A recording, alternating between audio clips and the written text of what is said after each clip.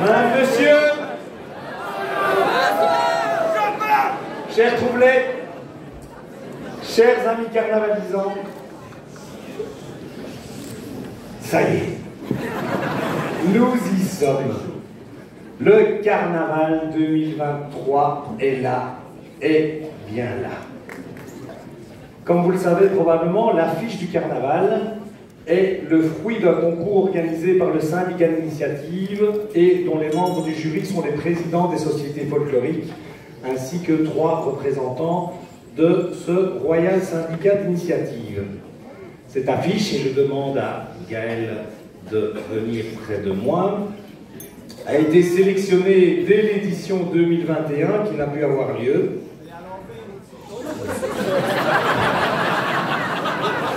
Attends, c'est bien.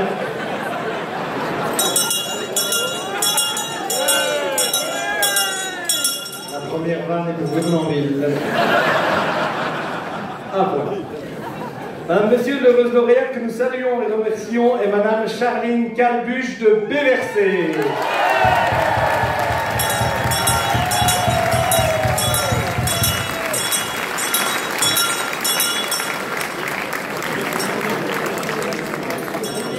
Avec un suspense insoutenable, vous allez découvrir l'œuvre que vous n'avez jamais vue.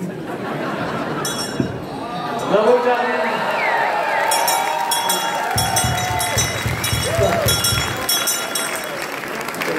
J'ai demandé aussi aux troublés de m'accompagner. Il sait ce que c'est d'attendre de longues années pour se voir justement récompensé. Merci d'applaudir chaleureusement Charline, qui est graphiste de formation et de profession.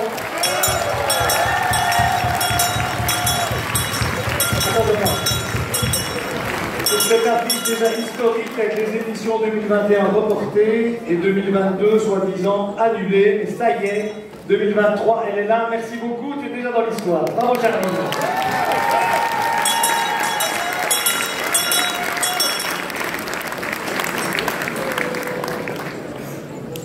Comme l'on vient de s'en remémorer, depuis février 2020, il n'y a plus de carnaval. Et encore, on est passé à Ypres, une des dernières manifestations d'ampleur, avant de voir tout se fermer et de vivre quelque chose qui semblait plus du registre de la science-fiction, avec ce confinement inédit. Quelle aventure, quels efforts, quelle angoisse, avec malheureusement trop de casse physiques et psychiques. Certains ont été fauchés par cette épidémie, d'autres ont décompensé ou décompensent encore, mais voilà, nous sommes là, debout et enthousiastes. Nous avons cependant parmi nous des proches qui sont partis à cause de cette saloperie d'épidémie. En mémoire de toutes ces personnes qui ne sont plus là, dont certaines étaient des passionnés du carnaval, je vous demande d'applaudir chaleureusement.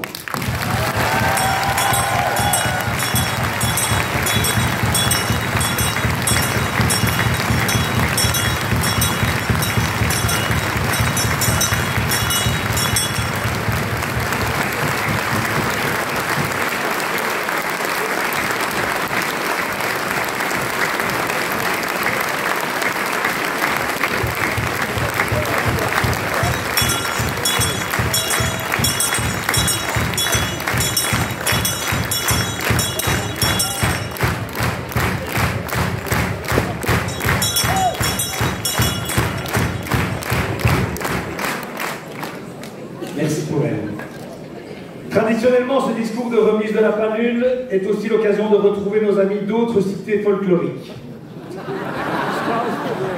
Ben oui, chers amis stablotins, puisque le Coirmé est quelque chose d'ouvert, ce n'est pas, contrairement à d'autres festivités proches, l'allégorie du natif local, de sexe mâle, seul habilité à porter le drap repassé et lavé pour mieux sentir le hareng et la vessie fort. Bienvenue, chers voisins. Et une bienvenue toute particulière à Samuel de Liège, nouveau directeur musical de l'émulation de Stavelot, qui accompagne le Troublé et la Malmédienne depuis plus de 50 ans. Bienvenue Samuel. Donc pour rappel, pour info, ceci tout autour de nous est une salle. Tout ce qui n'est pas blanc, cela s'appelle de la couleur. Et il y aura un petit exercice de mémoire, puisqu'il y a jusque 15 masques traditionnels. C'est plus que les doigts de la main, mais ça va aller. À Binche, de l'autre côté de la Wallonie, l'adrénaline monte aussi. Et le Mardi Gras approche à grands pas. Là-bas, les femmes s'apprêtent à bourrer leur gille. Ici, on préfère continuer à se débrouiller comme on a toujours fait. Par contre, si un animateur de typique, le bien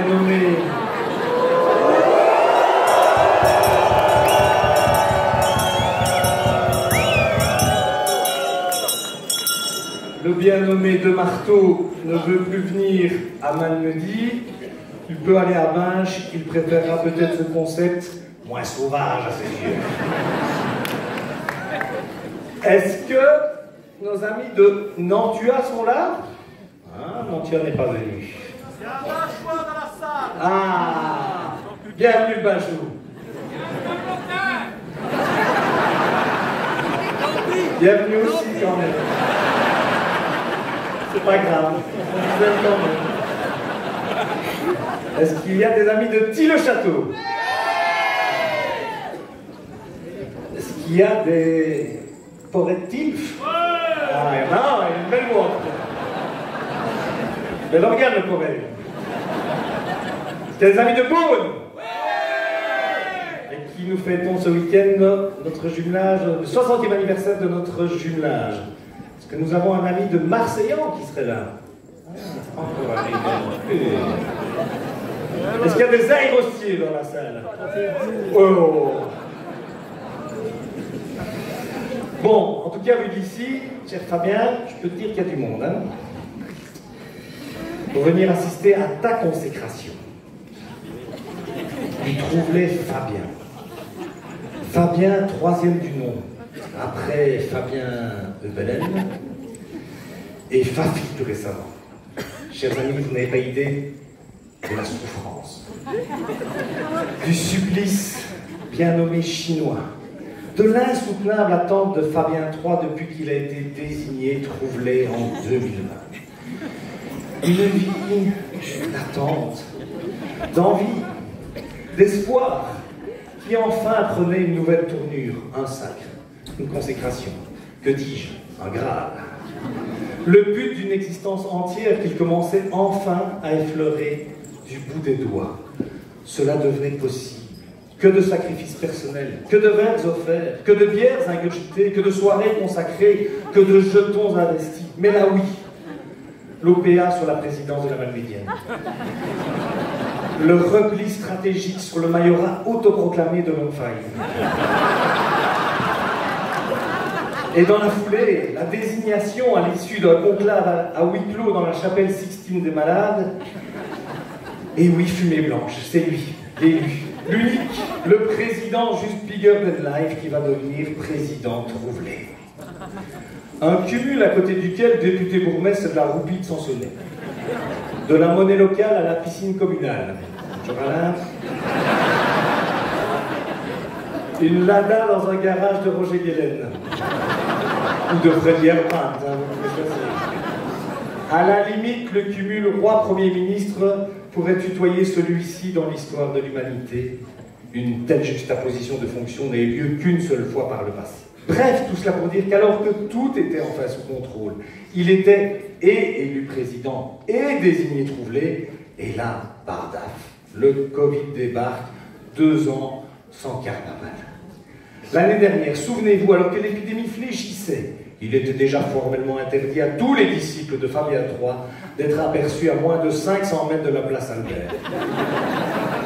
Lui-même, dégoûté de voir de telles libations sans la présence du Trouvelet, s'était réfugié 4 jours durant avec un carteron de fidèles dans la cabane du Négus.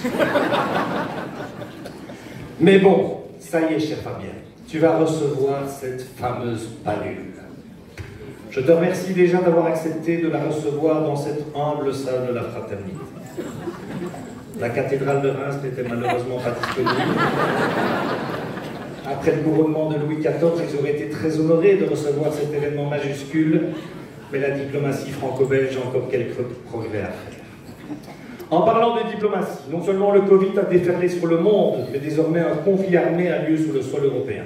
À la zone de police Tableau-Malmedy, on suit la situation de très près. Daniel Stoffels, bourgmestre de Wem, entreprenant, a décidé sur le champ de réouvrir le camp des prisonniers russes à Zomrot. Yvan Michel, dit Yvan le Terrible, a accepté de reporter l'uniforme et de servir de garde.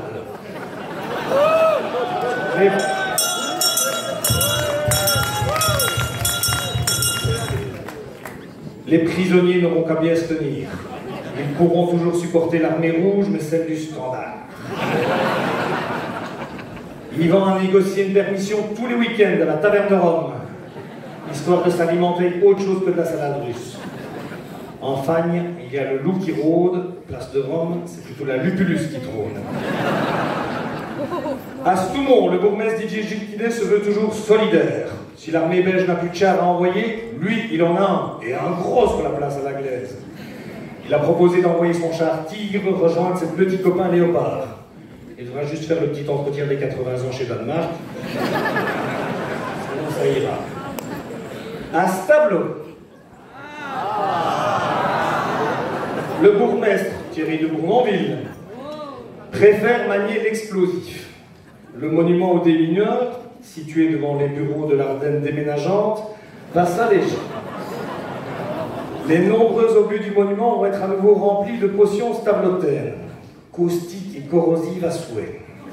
Un indice sur la nouvelle affiche du Létaré laisse à penser qu'ils vont la remplir d'agents orange enrichis à la vitamine Sun. Si je parle de diplomatie franco-belge, on pense à cette demi-finale de la Coupe du Monde 2018 France-Belgique où l'équipe de France avait touché nos espoirs. Qui dit football de haut niveau pense évidemment et spontanément au club du CS Bellevaux et son jubilé l'année passée pour ses 50 ans. Après ces magnifiques festivités, il y eut une passation de pouvoir entre le président sortant, Daniel Marraine, et le nouveau président, Thierry Huberts. Lors de ces soirées, c'était l'occasion de revoir les anciens, toutes générations confondues. Une belle expo photo, dont celle de Claudie Hugo, meilleur buteur du club, sur un terrain digne d'un bourbier gigantesque, ou encore Laurent Tunus, dit Moineau, dans ses œuvres durant sa longue carrière de clubman exemplaire. Tout le monde s'était mis sur son 31.